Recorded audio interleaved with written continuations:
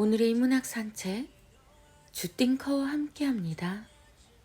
네이버 블로그 김종원 작가님과의 대화. 보통 초밥 하나 먹어야겠다. 15년에서 20년 정도 전에 낸 책인데 아직까지 인쇄를 보내는 출판사가 있다. 고액은 아니지만 오히려 소액이 이렇게 감동이나 믿음을 줄 때가 있다. 특초밥은 무리일 것 같고 보통 초밥 하나 먹어야겠다. 특초밥으로 가는 길은 이렇게도 멀고 험하다. 언젠가는 나도 특초밥을. 돌아서서 후회하지 않으려면 기억해야 할 5가지 질문. 나는 강연을 할 때도 계속해서 생각하며 말한다. 말하는 내내 이런 3가지 질문을 스스로에게 하는 것이다. 1. 이 말을 어떻게 하면 좀 더 부드럽게 할 수 있을까? 2. 이 말에 아파하는 사람이 없으려면 어떻게 해야 하지? 3. 좀 더 따스한 마음을 전하려면 어떤 표현을 해야 할까? 밖으로 말할 때도 나는 계속해서 내면과 대화를 나누며 가장 적절하고 따스한 단어와 표현을 찾아내는 것이다. 글을 쓰듯 말도 쓴다. 그렇게까지 하는 이유는 결국 사람은 말로 망하고 말로 무너지기 때문이다. 말을 하기 전에도 나는 충분히 자신과 이런 대화를 나눈다. 5가지 질문을 간단하게 압축해서 소개하면 이렇다. 1. 오늘 무엇을 말해야 하나? 2. 그 말은 꼭 필요한 것인가? 3. 상대는 내게 무엇을 듣고 싶어 하는가? 4. 내가 하려는 말은 들을 가치가 있나? 5. 내 삶은 내가 할 말을 감당할 수 있나? 늘 돌아서서 자신이 내뱉은 말을 당신이 후회하며 살고 있다면 이 5가지 질문을 꼭 기억하고 실천해보라. 앞서서 소개한 말을 하는 도중에도 자신에게 던지면 좋을 3가지 질문도 참고하면 더욱 좋다. 우리는 모두 입을 열고 말을 시작하며 자신이 누구인지 깨닫게 된다. 그래서 돌아서서 자꾸 후회하게 된다. 아, 내가 이런 사람이었구나. 내가 했던 말이 곧 나의 과거를 증명하고 내가 하려는 말이 내가 살아갈 미래를 보여준다. 조금 더 참고 견뎌서 자신을 차분하게 만든 후에 입을 열어라. 목소리의 크기가 커질수록 전하려는 의미는 작아지고 흥분하며 분노할수록 진실과는 점점 멀어진다. 제 영화에는 절대로 대사에 욕을 넣지 않습니다. 놀랍게도 한 영화 감독이 자신의 소신을 이렇게 밝혔다. 저는 제 영화에 절대 욕을 넣지 않습니다. 실제로 그는 대사에 욕을 넣어서 감정을 자극하지 않는다. 물론 욕을 넣어서 쉽게 흥미와 재미를 유발할 수 있지만 의도적으로 욕을 사용하지 않는 것이다. 쉬운 일이 아니라서 그의 신념은 더욱 빛난다. 하지만 반대로 이렇게 생각할 수도 있다. 한번 생각해보라.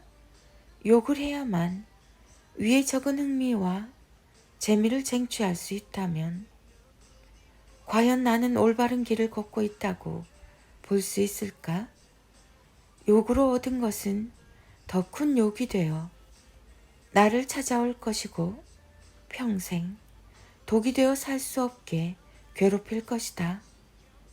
아무리 영화라도 욕은 부메랑이 되어 자신을 던진 사람에게 돌아온다. 영화 감독이나 작가, 그리고 모든 직업이 다 마찬가지다. 좀 더 쉽고 빠르게 중심에 서기 위해 대중의 욕망을 자극하며 유혹할 수도 있다. 이를테면 대중이 원하는 글쓰기 방법은 3달만 배워도 작가가 될 수 있는 방법을 접하는 것이지만 나는 언제나 전혀 다른 지점을 보여준다. 최소한 5년, 길게는 30년은 꾸준하게 써야 자기 삶의 성장을 이룰 수 있다고 강조한다. 그래서 내게 글을 배우는 사람들 중 95%는 글쓰기는 중간에 포기한다. 나는 자극해서 빠르게 끝낼 수 있다고 유혹하는 사람이 아니라 쉽게 가질 수 없을 정도로 가치 있는 것이니 인생을 바친다는 생각으로 글을 써야 한다고 설명한다. 세상에 존재하는 그 무엇이든 쉽게 가질 수 있는 것 중에서 가치 있는 것은 별로 없다. 나는 여기에 분명 예외는 없다고 단언할 수 있다. 혹시 오해하고 있을 것 같아서 말하지만 나는 지금 지루한 반복을 언급한 것이 아니다. 또한 모든 영화에서 욕이 다 없어져야 한다고 외치는 것도 아니다. 필요할 땐 오히려 욕이 자신의 역할을 할 수 있으니까. 내가 말하고 싶은 내용은 바로 이것. 앞서 소개한 영화 감독의 시나리오가 매우 흥미롭고 창의적이라는 사실이다. 욕도 안 쓰는데 왜 그럴까? 이유는 간단하다. 기존에 반복했던 오래된 방식에서 벗어나 낯선 곳에서 생각을 시작한 덕분이다. 내용은 전혀 없고 자극적인 언어로만 승부하던 방식을 배제해야 하니 자연스럽게 자극적인 언어가 아닌 좋은 내용을 찾게 된다. 나는 그걸 신념의 힘이라고 부른다. 세상은 신념이라는 것을 굳게 믿는 마음이라고 정의하지만 신념을 가져본 사람은 경험으로 안다. 굳은 신념은 곧 유연한 창조력이다. 쉽고 빠른 길을 가지 않으려고 할 때 사람은 이전에 걸었던 길을 지우며 전혀 다른 길을 찾기 시작한다. 자신을 위한 생각을 시작하라. 변치 않는 신념을 심장처럼 소중히 여겨라. 굳은 신념은 당신이 짐작도 하지 못할 새로운 것을 기적처럼 이룰 수 있게 해줄 것이다. 당신이 다니던 길을 지우고 또 지워라. 당신이 매일 다니던 길을 지워야 새로운 생각을 시작할 수 있다. 김종원 작가, 인문학, 자기계발, 영화, 시나리오, 강의, 강연, 글쓰기, 작가. 지혜로운 부모는 일상에서 말할 때 아이가 이해할 수 있도록 단어를 골라서 씁니다. 왜 내 아이는 말을 듣지 않지? 아무리 반복해서 말해도 아이가 말을 듣지 않는 이유는 부모의 말을 아이가 아직 이해하지 못해서일 수도 있습니다. 부모의 입에서는 나왔지만 아이의 마음 속에서는 아직 도착하지 못한 거라고 말할 수 있어요. 이해한 것을 실천하지 않는 사람은 별로 없습니다. 그래서 지혜로운 부모는 아이에게 말할 때 충분히 이해할 수 있도록 단어를 골라서 씁니다.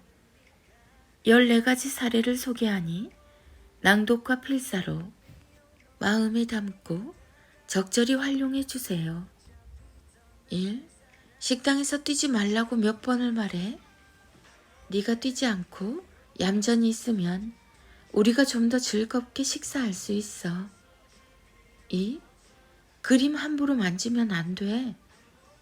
그림은 손이 아닌 눈으로 보는 거야. 그래야 더 많은 사람이 오랫동안 볼 수 있지. 3. 조용히 좀 해. 엄마가 집중할 일이 있는데 잠시만 도와줄 수 있겠니? 4. 어허, 욕심 부리지 말자. 더 많이 먹고 싶니? 일단 준 거 다 먹으면 또 줄게. 5. 옷으로 닦지 마. 옷으로 닦으면 잘 안 지워져. 가서 물로 씻고 오렴. 6. 제발 손으로 좀 먹지 마. 네가 젓가락으로 음식을 먹으면 우리가 모두 깨끗하게 식사할 수 있어. 7. 어지럽히지 말라고 했지. 놀던 자리는 스스로 정리하는 거야. 그래야 물건이 어디에 있는지 알 수 있지. 8. 혼자 놀고 있으라고 했잖아. 엄마가 10분 정도 청소를 해야 해서 10분만 혼자 놀고 있을 수 있지. 9. 가위는 위험하다니까. 네가 조금만 더 조심하면 그 가위도 안전하게 사용할 수 있어. 10. 유튜브 그만 봐. 유튜브를 봤으면 본 것에 대해서 생각해 보는 시간도 갖는 게 좋아. 11. 그만 놀고 책 좀 읽어라. 책을 읽으면 안 보이던 세상이 보여. 그럼 앞으로 더 즐겁게 놀 수 있지. 12. 얌전하게 있어야지. 차분하게 있어야 할 때도 있어.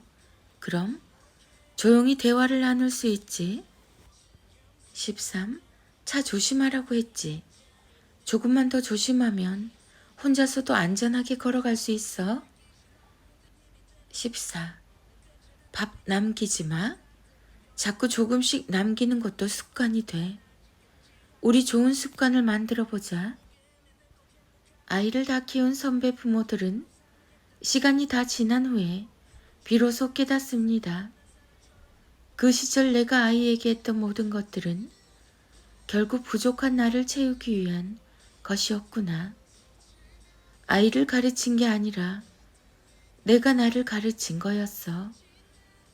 사랑하는 내 아이 덕분에 나도 많이 컸네. 부모가 크는 만큼 아이도 클 수 있고 부모가 배운 만큼 아이도 배울 수 있습니다. 내 아이를 위한 것이 곧 나를 위한 것입니다. 나에게 들려주는 예쁜 말, 김종원 작가. 김종원 작가, 육아 스타그램, 육아 일기, 육아그램, 육아 기록, 육아 파파, 육아 대디, 부모 교육, 자녀 교육, 책 육아, 그림책, 동화책, 나에게 들려주는 예쁜 말. 아들의 낭송이 이어집니다. 인문학의 대가 김종원 작가님의 매일 아침을 여는 1분의 기적. 주변에 좋은 사람이 많은가? 아무리 사는 게 힘들어도 세상을 가장 좋은 마음으로 바라봐라. 좋은 마음은 언제나 좋은 사람을 부르는 법이다.